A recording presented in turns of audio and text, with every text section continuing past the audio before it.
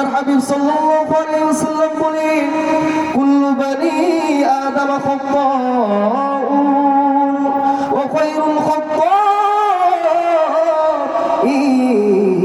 আত-তাওয়াবুন। প্রত্যেকটা বনি আদম গুনাহগার, প্রত্যেকটা বনি আদমের দ্বারা গুনাহ হয়ে যায়, কিন্তু গুনাহগারদের মধ্যে সর্বোত্তম তারা যারা গুনাহ করার পরে স্বয়ং আল্লাহর কাছে তওবা করে যারা।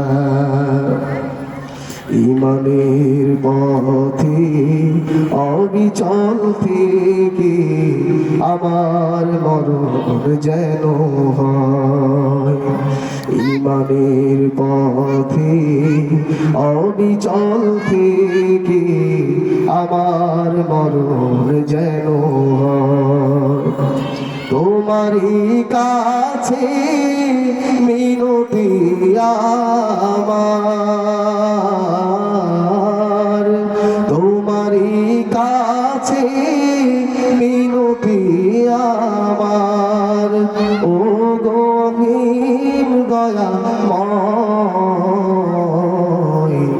ঈমানের পথে অবিচল থেকে আমার মরণ যেন হয়।